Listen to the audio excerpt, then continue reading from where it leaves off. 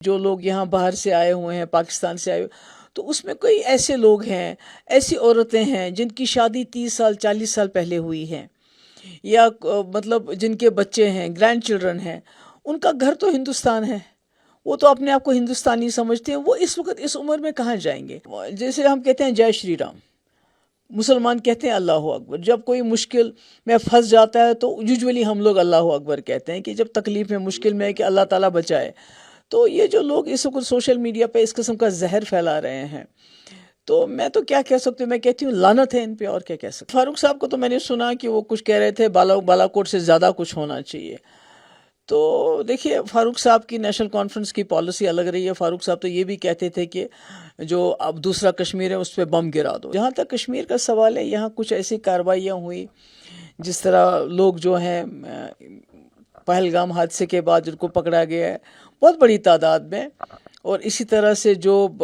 ملیٹنٹوں کے جو گھر جو گرائے گئے اس میں کولیٹرل ڈیمیج بھی کافی ہوا کہ بیچارے جو عام لوگ تھے ان کے گھر بھی گرے۔ یہاں مرن جو ہے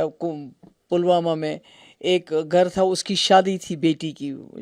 تو اس بیچارے کا بھی سارا ڈسٹروائے ہو گیا۔ تو مگر میری گزارش ہے ہوم منسٹر صاحب سے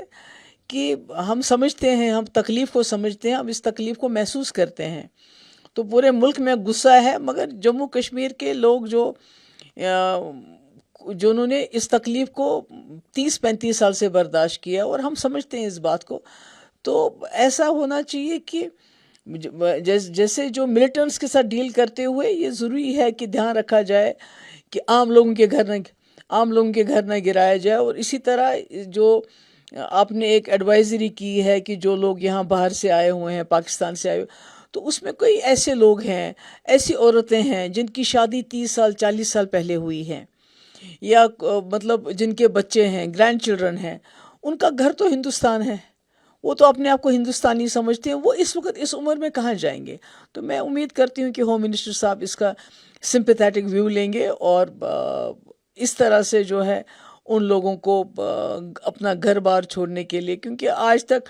30 سال سے 40 سال سے رہ رہے ہیں، اور وہ کبھی بھی انہوں نے ملک کے خلاف کوئی کارروائی نہیں، کوئی کام نہیں کیا، تو ایک اچھے شہری کی طرح وہ ہمارے ساتھ مل جل کے رہیں، اور وہ اپنے آپ کو ہندوستانی تصور کرتے ہیں، وہ اپنے آپ کو پاکستانی نہیں مانتے ہیں۔ جیسے ہم کہتے ہیں جے شری رام، مسلمان کہتے ہیں اللہ اکبر، جب کوئی مشکل میں پھنس جاتا ہے تو یوجولی ہم لوگ اللہ اکبر کہتے ہیں کہ جب تکلیف میں مشکل میں ہے کہ اللہ تعالیٰ بچائے۔ تو یہ جو لوگ اس وقت سوشل میڈیا پہ اس قسم کا زہر پھیلا رہے ہیں، تو میں تو کیا کہہ سکتی ہوں، میں کہتی ہوں لعنت ہے ان پہ، اور کیا کہہ سکتے ہیں۔ اور مجھے لگتا ہے کہ گورنمنٹ آف انڈیا کو ان کے خلاف سخت کارروائی کرنی چاہیے جو اس قسم کا زہر پھیلا رہے ہوں۔ ایک طرف سے ہمارے لوگ شہید ہو گئے ہیں، وہ ان کے گھر والے ابھی ان کا ماتم منا رہے ہیں، اور دوسری طرف سے زہر پھیلانے کی کوشش کر رہے ہیں ان کشمیریوں کے خلاف جن کشمیریوں نے ملیٹنٹوں کے خلاف اس وقت پروٹیسٹ نکالا، دکانیں بند کی، خون دیا، جانیں دی، جیسے عادل شاہ ہے، تو ان کے خلاف یہ پروپیگنڈا کر رہے ہیں، اس کو روک لگانی چاہیے۔ تو جو بھی ہوا ہے نہ یہاں سے باز آ رہے ہیں، خاص طور پر اکراس دا بارڈر ہمارے نیبرز، تو کچھ ایسی چیزیں کی جائے جو ٹیبل پر ہو جائے جس کا پازیٹیو رزلٹ۔ نہیں، فاروق صاحب کو تو میں نے سنا کہ وہ کچھ کہہ رہے تھے بالا کوٹ سے زیادہ کچھ ہونا چاہیے۔ تو دیکھیے، فاروق صاحب کی نیشنل کانفرنس کی پالیسی الگ رہی ہے۔ فاروق صاحب تو یہ بھی کہتے تھے کہ